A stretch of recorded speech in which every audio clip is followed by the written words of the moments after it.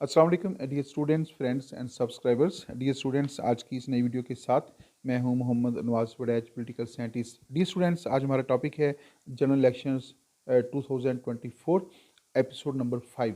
तो आज जो है हम पाकिस्तान के अंदर होने वाले जो 2024 के अंदर जो जनरल इलेक्शन हैं उनके हवाले से एपिसोड नंबर 5 जो है वो तैयार करके लाए हैं। उम्मीद है आपको गुज़िश्ता वीडियो की तरह ये वीडियो भी पसंद आएगी और इसमें भी इलेक्शन से मुतल्लिक इंतहाई अहम मालूमात जो हम शामिल की गई हैं।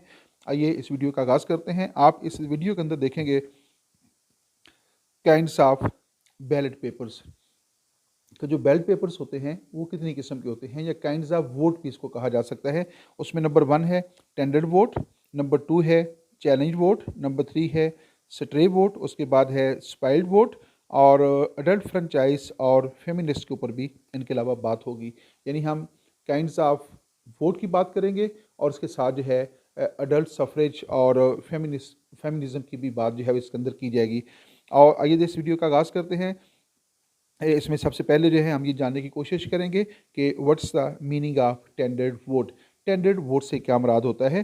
टेंडर्ड वोट जो है, अगर कोई शख्स वोट डालने के लिए आए और उसके अंगूठे पर अनमिट स्याही का निशान ना हो, लेकिन वोट लिस्ट के अंदर उसका नाम हज़फ शुदा हो, यानी वो डिलीट हो चुका हो, जिससे ज़ाहिर होता हो कि ये शख्स पहले वोट डाल चुका है, तो प्रिजाइडिंग ऑफिसर तसल्ली के बाद उसे टेंडर्ड वोट देने का या टेंडर्ड वोट डालने का अख्तियार दे देगा। टेंडर्ड वोट ये है, मैं आपको थोड़ा सा ब्रीफ कर दूं कि जब कोई शख्स जो है वोट कास्ट करने के लिए आता है तो वो सबसे पहले जो है वो प्रिजाइडिंग ऑफिसर के वो पोलिंग ऑफिसर के पास आएगा। पोलिंग ऑफिसर के पास आने के बाद वो अपना उसको शनाख्ती कार्ड पेश करेगा और पोलिंग ऑफिसर जो है उसका शनाख्ती कार्ड चेक करेगा, और उसके बाद उसके पास जो इंतखाबी फहरिस्त होती है उसमें से उसका रिकॉर्ड चेक करता है। अगर रिकॉर्ड चेक करने के बाद पोलिंग ऑफिसर इस नतीजे पर पहुंचे कि ये जो शख्स है जो अभी वोट कास्ट करने के लिए आया है, इसका नाम तो पहले से ही हज़फ हो चुका है, यानी वो उसको डिलीट कर दिया गया है या उसके ऊपर लाइन लगा दी गई है बाल पॉइंट से, और इसका मतलब ये होता है कि वो पहले वोट कास्ट कर चुका है। तो ऐसी सूरत में जो है वोटर ये कहता है कि मैं फ़र्स्ट टाइम जो है वोट कास्ट करने आया हूँ, मैं इससे पहले वोट कास्ट करने के लिए नहीं आया, लेकिन पोलिंग ऑफिसर के रिकॉर्ड के मुताबिक उसका वोट कास्ट हो चुका होता है। तो इस सूरत में जो है जो केस है, जो मामला है, वो प्रिजाइडिंग ऑफिसर के सामने जो है पेश किया जाएगा। अब प्रिजाइडिंग ऑफिसर जो है उसको लिस्ट को चेक करेगा, उस शख्स से बात करेगा और उसके अंदराज को जो है वो जानने की कोशिश करेगा, और सारी सूरत हाल देखने के बाद जो है अगर प्रिजाइडिंग ऑफिसर उस शख्स से मुतमिन ना हो तो वो उस शख्स के ख़िलाफ़ जो है पर्सोनेशन का केस जो है बना के जो है उसके ख़िलाफ़ कानूनी कार्रवाई कर सकता है। अगर साबित हो जाए कि ये शख्स झूठ बोल रखा है और ये पहले वोट कास्ट करके जा चुका था और अब दोबारा वोट कास्ट करने के लिए आया है, तो उसके ख़िलाफ़ वो कानूनी कार्रवाई करने का हक़ रखता है और उसको सज़ा देने के बाद उसको पुलिस ऑफिसर के हवाले कर देगा। लेकिन अगर प्रिजाइडिंग ऑफिसर इस नतीजे पर पहुँचे कि ये शख्स जो है वाकया ही पहली दफ़ा वोट कास्ट करने आया है और जो इंतखाबी फहरिस्त है उसके ऊपर जो लाइन लगी गई है, जिसको उसका नाम जो है उसके ऊपर लकीर लगाई है, वो गलती से लग गई है या किसी और वजह से लगी है, तो अगर वो समझता है कि वाकया ही ये शख्स फर्स्ट टाइम वोट कास्ट करने आया है, तो फिर वो उसको वोट कास्ट करने की इजाज़त दे देगा। लेकिन उसको वोट डालने से पहले जो है उसका जो कौमी शनाख्ती कार्ड है उसकी फ़ोटो कापी उससे ली जाएगी। अब ज़ाहिर है कि वो शख्स फ़ोटो कापी तो साथ लेकर नहीं आया, क्योंकि वोट कास्ट करने के लिए ओरिजिनल शनाख्ती कार्ड की ज़रूरत होती है। तो जो प्रिजाइडिंग ऑफिसर है वो उससे कहेगा कि आप जो है वो वापस चले जाएँ और कौमी शनाख्ती कार्ड की एक कापी लेकर जो है आपने मेरे पास जमा करवानी है, उसके बाद आपको वोट देने की इजाज़त जो है वो होगी।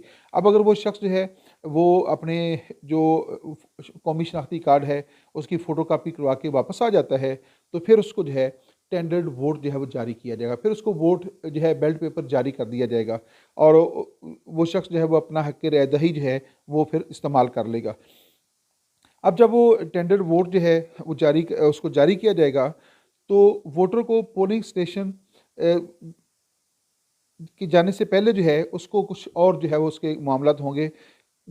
कौमी असम्बली का अलग टेंडर वोट उसको जारी किया जाएगा और जो सूबाई असम्बली है उसका जो टेंडर वोट है उसको अलग जारी किया जाएगा। इंतहाई अहम बात यह है कि जब वो उसको बैलेट पेपर जारी कर दिया जाएगा और वो अपनी पसंद के उम्मीदवार के नाम पर या उसके इंतखाबी निशान पर स्टैंप लगा देता है, तो वो जो टेंडर वोट होगा वो बैलेट बॉक्स में नहीं डाला जाएगा, उसको बैलेट बॉक्स में डालने की इजाज़त नहीं होगी, बल्कि वहाँ से पे मौजूद जो स्टेशनरी होती है प्रिजाइडिंग ऑफिसर के पास, वहाँ पे एक एनवेलप होता है जिसको पैकेट नंबर 4 कहा जाता है।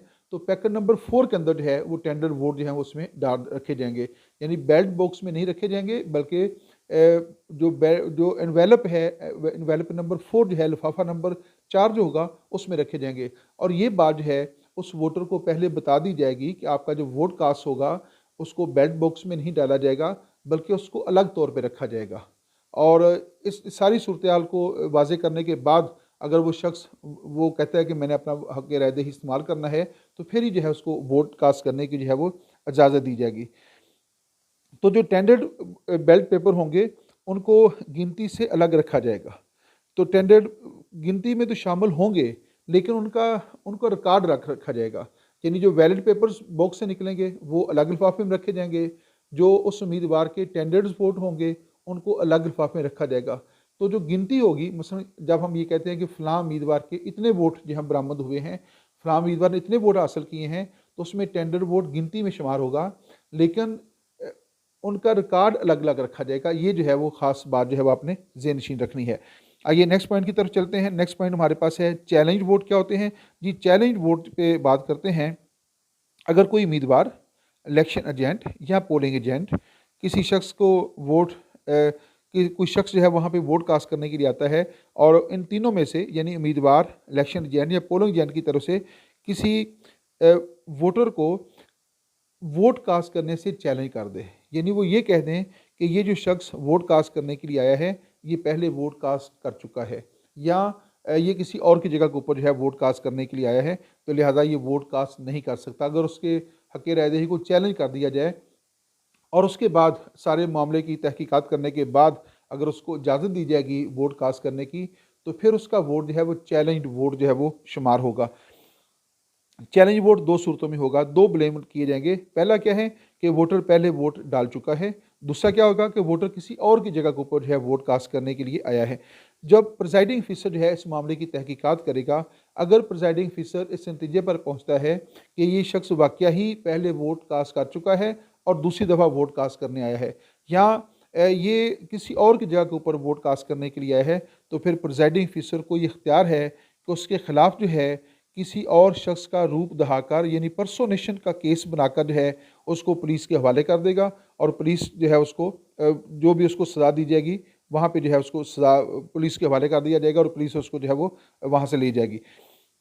लेकिन अगर शख्स वो बेगुनाह साबित होता है और वो कहता है कि साबित हो जाता है कि ये शख्स बेगुनाह है और इसके ऊपर जो इल्ज़ाम लगाया गया है वो ठीक नहीं है, तो फिर उसको जो है वो वोट कास्ट करने की इजाज़त दी जाएगी।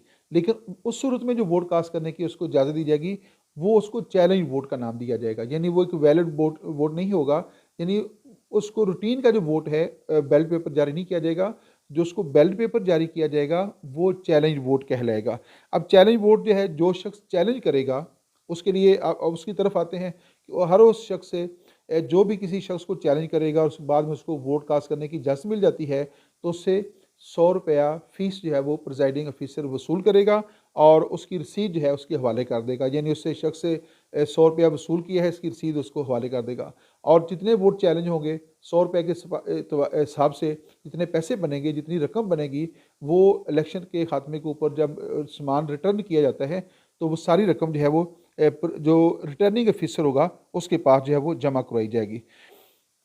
फिर उसको जो है बाकायदा तौर पे जो है वो बैलेट पेपर जारी किया जाएगा, उसके अंगूठे के निशान के साथ साथ जो है वोटर जो है जो वोटर होगा उसकी काउंटर फाइल के ऊपर भी उसके दस्तखत ले लिए जाएंगे और उसको जो है वो उसका रिकॉर्ड जो है वो जिस तरह रूटीन के मुताबिक जो है बैलेट पेपर जारी होता है उसी के मुताबिक जो है उसको जारी कर दिया जाए। लेकिन जब वो उसको बैलेट पेपर जारी कर दिया गया, ये अहम बात यह है कि जब बैलेट पेपर उसको जारी कर दिया जाएगा और वो अपनी पसंद के उम्मीदवार को स्टैम्प कर देता है, तो वो शख्स जो है वो अपना बैलेट पेपर बैलेट बॉक्स में नहीं डालेगा। टेंडर वोट भी बैलेट बॉक्स में नहीं डाले जाएंगे और चैलेंज वोट को भी बैलेट बॉक्स में नहीं डाले जाएंगे, बल्कि वहाँ पे इन्वेलप होगा जिसका नंबर है 7। जिसका टेंडर वोट जो हैं वो पैकेट नंबर 4 में और जो चैलेंज वोट होंगे वो पैकेट नंबर 7 में जो है वो डाले जाएंगे, तो उनका रिकॉर्ड अलग रखा जाएगा। तो ये अहम बात है कि टेंडर्ड वोट और चैलेंज वोट जो हैं वो बैलेट बॉक्स में नहीं डाले जाएंगे, बल्कि अलग एनवेलप्स में उनको जो है रखा जाएगा। ये बात जो है ये उस वोटर को पहले बता दी जाएगी कि आपका जो बैलेट पेपर है वो बॉक्स में नहीं डालेंगे, बल्कि हम अलग एनवेलप में रखेंगे। अगर वो आपकी बात नहीं मानता, नहीं सुनता, तो उसको आप किताब की मदद से, जो आपके पास उस वक्त बुक होगी, बुकलेट होगी, किताबचा जो इलेक्शन कमीशन की तरफ से जारी है, आप उसको वहाँ पे दिखा सकते हैं कि ये रूल है, इसके मुताबिक आपका वोट जो है कास्ट होगा। उसे भी जो सूबाई असम्बली है उसके लिए अलग बैलेट पेपर जारी किया जाएगा, और जो प्रोविंशियल जो नेशनल असम्बली है उसके लिए अलग जो है वो उसको बैलेट पेपर जो है वो जारी किया जाएगा। नेक्स्ट हम चाहते हैं जी, नेक्स्ट हमारे पास है चैलेंज वोट। तो जैसा टेंडर वोट है एक किस्म, फिर है चैलेंज वोट है, और सॉरी नेक्स्ट हमारे पास है स्पाइल्ड वोट। जी, यहाँ पे गलती से जो है ये लिखा गया है, मैं इसको अभी ठीक कर देता हूँ। ठीक है, तो ये इसको हम कहेंगे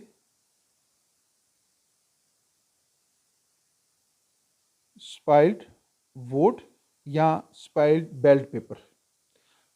स्पाइल्ड बैलेट पेपर क्या है? ऐसे ज़ायाशुदा वोट को कहते हैं। ये एक ऐसा, यानी स्पाइल्ड वोट से मुराद है ज़ायाशुदा वोट, ऐसा वोट जिस पर गलती से कोई स्याही का निशान लग जाए, या बैलेट पेपर फट जाए, या किसी वजह से वो मसख हो जाए, यानी वो काबिल इस्तेमाल ना रहे, तो ऐसे जो बैलेट पेपर होंगे उनको वो जारी नहीं किए जाएंगे, और उनको स्पाइल्ड पेपर, बैलेट पेपर के तौर पे जो है वो ज़ाया कर दिया जाएगा। दोबारा सुन लीजिएगा कि जब बैलेट पेपर को जो है जारी किया जाता है, तो बाज़ कात गलती से उसके ऊपर कोई स्याही का निशान लग जाता है, या उसके ऊपर कोई भी निशान लग जाए, वो कहीं से फट जाए, मामूली सा भी फट जाए, तो उसको जारी नहीं किया जाएगा, उसको फिर स्पाइल्ड बैलेट पेपर में रख दिया जाता है। स्पाइल्ड पेपर जो है उनको बैलेट जो वोटर होगा उसको आपने जारी नहीं करना, उसका रिकॉर्ड आपने अलग तौर पे रखना है। अभी फिर दोबारा इसके ऊपर बात करते हैं। नेक्स्ट आ जाएगा स्ट्रे वोट। स्ट्रे वोट क्या होता है कि अगर कोई जारी किया हुआ बैलेट पेपर जो है वो पोलिंग स्टेशन की हदूद के अंदर या पोलिंग स्टेशन की हदूद के बाहर पड़ा हुआ मिले, तो ऐसे बैलेट पेपर को मनसूख शुदा बैलेट पेपर कहा जाता है, यानी वो स्ट्रे वोट जो है शुमार होता है। स्ट्रे वोट क्या है कि अगर कोई बैलेट पेपर जो है वो जारी किया गया है, और उसके थोड़ी देर के बाद पता चलता है कि ये तो ज़मीन पे पड़ा हुआ था, या फर्श पे पड़ा हुआ था, या किसी भी जगह के ऊपर जो है बाहर मिला हुआ मिलता है, तो वो बैलेट पेपर जो है वो कैंसल शुमार किया जाएगा, उसको स्ट्रे वोट कहा जाता है। स्ट्रे वोट का जो है अलग तौर पे जो है वो रिकॉर्ड रखा जाएगा। अभी जनरल बातें दो चार मैं आपको बता देता हूँ कि जो ज़ायाशुदा वोट हैं, जो स्पाइल्ड बैलेट पेपर होते हैं, या जो स्ट्रे वोट होते हैं, उनका रिकॉर्ड कैसे करना है। नंबर वन आपने याद रखना है कि बैलेट पेपर की बैक साइड के ऊपर जो है आपने कैंसल्ड लिखना है, चाहे वो स्ट्रे वोट हो। जब आपको स्ट्रे वोट मिलता है या स्पाइल्ड बैलेट पेपर होता है, उसकी बैक साइड के ऊपर आप लिखेंगे कैंसल्ड, यानी ये बैलेट पेपर जो है वो जारी नहीं किया गया और ये कैंसल्ड हो गया है। नंबर टू, जो काउंटर फाइल होती है, अगर तो वो है स्पाइल्ड है, यानी स्पाइल्ड वो होते हैं जो फट जाते हैं या उसके ऊपर सही का निशान लग जाता है, तो उसकी जो काउंटर फाइल होती है उसके ऊपर जो है वो लिखा जाएगा कैंसल्ड। यानी जो ज़ायाशुदा जो स्ट्रे वोट हैं उनकी बैक साइड के ऊपर लिखा जाएगा, क्योंकि आपको कहीं और से वो मिले हैं, वो कहीं पे सेन में पड़े हुए थे, या बाहर से कोई शख्स आता है तो वो कहता है ये बैलेट पेपर आपका बाहर पड़ा हुआ था, तो आपको नहीं पता होता कि ये इसका काउंटर फाइल नंबर कौन सा है, तो उस बैलेट पेपर की बैक साइड के ऊपर लिखेंगे। लेकिन जो स्पाइल्ड पेपर होते हैं जो किसी वजह से फट जाते हैं या उनके ऊपर कोई निशान लग जाता है, और उस वक्त वो पोलिंग ऑफिसर के पास होते हैं, या ज़्यादातर इम्कान ये होता है कि वो असिस्टेंट प्रिजाइडिंग ऑफिसर के पास होंगे, तो असिस्टेंट प्रिजाइडिंग ऑफिसर को पता होता है कि ये जो बैलेट पेपर है इसका काउंटर फाइल कौन सी है, तो वो काउंटर फाइल के ऊपर भी लिखेंगे कैंसल्ड, और उस बैलेट पेपर की बैक साइड के ऊपर भी लिखेंगे कैंसल्ड। और जो ये जो वोट हैं इनको पैकेट नंबर 10 के अंदर जो है वो डाल दिया जाएगा, ताकि इनका अलग रिकॉर्ड रखा जाए। इनका रिकॉर्ड रखना इसलिए बहुत ज़रूरी होता है कि जब आपने इलेक्शन के बाद जो है जब काउंटिंग करनी होती है और बैलेट पेपर अकाउंट आपने फॉर्म तैयार करना होता है, तो वहाँ पे जो है आपने बाकायदा तौर पे ये मेंशन करना होता है कि इतने जो बैलेट पेपर थे वो कैंसल्ड हुए हैं, इतने जो हैं वो स्ट्रे में चले गए हैं। अगर आप इसका रिकॉर्ड नहीं रखेंगे तो आपका बैलेंस जो है वो क्लियर नहीं होगा, आप कभी भी जो है वो फॉर्म जो है फिल नहीं कर पाएंगे, तो आपको वहाँ पे प्रॉब्लम हो सकता है। तो इसलिए जैसे जैसे ये चीज़ें आपके सामने आएंगी, आपने लाजमी तौर पे इसका रिकॉर्ड जो है वो मेंटेन करना है। अगर स्पाइल्ड पेपर जो है उसकी सूरत में जो है, यानी अगर उसके ऊपर कोई निशान लग जाए या फट जाए, तो फिर आप क्या करेंगे, आप वोटर को नया बैलेट पेपर जो है वो जारी करेंगे, और नया बाकी तमाम मामला जो है उसकी काउंटर फाइल जो है उसकी बैक साइड के ऊपर जो है वही चीज़ें जो है चलेंगी। तो स्पाइल्ड पेपर की सूरत में दोबारा बैलेट पेपर जारी किया जाएगा, लेकिन स्ट्रे मिलता है तो उसका दोबारा जो है वो आप जारी नहीं कर सकते। जो स्ट्रे बैलेट पेपर होता है उसकी सिर्फ पुश्त के ऊपर जो है वो आपने लिखना होता है कैंसल्ड, लेकिन जो स्पाइल्ड बैलेट पेपर है उसकी ना सिर्फ उसकी पुश्त के ऊपर बैक साइड के ऊपर लिखना होता है, बल्कि उसकी काउंटर फाइल के ऊपर भी कैंसिल लिखना होता है। ये दोनों में फ़र्क ये है कि जो स्ट्रे पेपर है, बेल्ट पेपर है, उसकी बैक साइड के ऊपर लिखेंगे, उसकी काउंटर फाइल के ऊपर नहीं लिखेंगे। जो स्पाइल्ड बेल्ट पेपर होगा उसकी काउंटर फाइल के ऊपर भी लिखेंगे कैंसल्ड, और उस बेल्ट पेपर की बैक साइड के ऊपर भी लिखेंगे कैंसल्ड। तो फिर आपका ये प्रॉपर चैनल जो है वो मुकम्मल होगा। आइए नेक्स्ट चलते हैं। नेक्स्ट हमारे पास है level playing field. Level playing field से क्या मुराद है? लेवल प्लेइंग फील्ड से मुराद ये है कि situation that is fair. Fair means according to the constitution या according to the law, because no competitor or opponent in it has advantage over the other। कि ऐसी फेयर सिचुएशन जिसके अंदर किसी भी कंपिटिटर को या अपोनेंट को किसी दूसरे के ऊपर जो है बढ़ती ना हो, यानी जितने भी लोग इलेक्शन में हिस्सा ले रखे हैं सबको जो है एक जैसा इन्वायरमेंट मुहैया किया जाए, जब सबको एक जैसी सूरत हाल का सामना हो, सबके लिए एक जैसे रूल्स एंड रेगुलेशन हो, किसी पॉलिटिकल पार्टी को दूसरी पॉलिटिकल पार्टी के ऊपर जो है उसको कोई रियायत ना दी जाए, और ये तासर ना मिले कि अदारों की तरफ से किसी ख़ास पॉलिटिकल पार्टी को तो सपोर्ट किया जा रहा है, फेवर दी जा रही है, और फलां पॉलिटिकल पार्टी को जो है वो जलसे करने की इजाज़त नहीं है, या उसके ऊपर कोई और पाबंदियाँ हैं या और तरह के उसको मसाइल का सामना है। तो इसका मतलब ये है कि इलेक्शन कमीशन ऑफ पाकिस्तान जो है वो तमाम उम्मीदवार को एक जैसा माहौल, एक जैसा इन्वायरमेंट जो है वो फ्राहम नहीं कर रहा। तो इलेक्शन के फेयर होने के लिए, फ्री होने के लिए और ट्रांसपेरेंट होने के लिए इंतहाई अहम बात जो ज़रूरी है वो ये है कि तमाम सियासी जमातों को और तमाम इलेक्शन में हिस्सा लेने वाले उम्मीदवारों को लेवल प्लेइंग फील्ड जो है वो फ्राहम किया जाएगा। उसी सूरत में जो है इलेक्शन की जो ट्रांसपेरेंसी है उसको चेक किया जा सकता है, या कहा जा सकता है कि इलेक्शन वाकया ही फेयर और फ्री थे और अकॉर्डिंग टू द कॉन्स्टिट्यूशन थे, अगर तमाम सियासी जमातें जो है उनके लिए लेवल प्लेइंग फील्ड जो है वो उनको फ्राहम कर दिया जाए। नेक्स्ट है जी अडल्ट सफरेज। अडल्ट सफरेज का मतलब क्या है? It means voting right and privilege for all the people over a certain designated age. In the United States, this age is 18 years, but this might vary from one country to another country। तो adult suffrage क्या है कि किसी भी रियासत के तमाम शहरियों को विदाउट एनी डिस्क्रिमिनेशन जो है, जब वो एक ख़ास एज लिमिट को पहुंच जाते हैं तो उनको राइट टू वोट जो है वो फ्राहम कर दिया जाता है। जैसा कि यहाँ पे एग्जांपल दी गई है अमेरिका की, और पाकिस्तान की एग्जांपल भी सेम है। पाकिस्तान में भी जो 18 साल की उम्र के जो अफराद हैं उनको हक़ रहदही दिया गया है, राइट टू वोट दे दिया गया है। अमेरिका में भी जो है जो एज लिमिट है वो 18 ईयर है। तो रियासत के तमाम शहरी विदाउट एनी डिस्क्रिमिनेशन, डिस्क्रिमिनेशन क्या हो सकता है? वो मज़हब की बुनियाद के ऊपर हो सकता है, वो जेंडर की बुनियाद के ऊपर हो सकता है, वो सोशल नॉर्म्स की बुनियाद के ऊपर हो सकता है। तो वो जो है वो जो किसी रेस की बुनियाद के ऊपर भी डिस्क्रिमिनेशन हो सकता है। तो रियासत में रहने वाले तमाम अफराद, उनका कोई भी मज़हब हो, कोई भी जेंडर हो, किसी भी सोशल सेटअप से उनका तल्लुक़ हो, वो पढ़े लिखे हैं, अनपढ़ हैं, वो उनका मज़हब क्या है, हर किस्म की डिस्क्रिमिनेशन से बालातर होकर सिर्फ एक बुनियादी शर्त होगी कि अगर उनकी उम्र 18 साल है तो उनको राइट टू वोट जो है एक्सरसाइज करने की इजाज़त होगी। तो इस अमल को जो है अडल्ट सफरेज कहा जाता है। इसको यूनिवर्सल सफरेज भी कहते हैं और इसको अडल्ट सफरेज भी कहा जाता है। तो अमेरिका में 18 साल की उम्र है, पाकिस्तान में भी 18 साल की उम्र है, कुछ ममालिक में 21 साल होती है, कुछ में 18 होती है, लेकिन आजकल ज़्यादातर ममालिक में जो है वो 18 ईयर जो है वो लिमिट जो है वो रखी गई है। नेक्स्ट अडल्ट सफरेज के हवाले से ही है, the principle of universal or adult suffrage या franchise states that all citizens above the fixed age, कोई भी एज कॉन्स्टिट्यूशन के अंदर फिक्स कर दी जाती है। वो 18 ईयर हो सकती है, वो 19 ईयर भी हो सकती है, वो 20, 21, 25, कोई भी कॉन्स्टिट्यूशन के अंदर पहले से ही वो फिक्स होती है।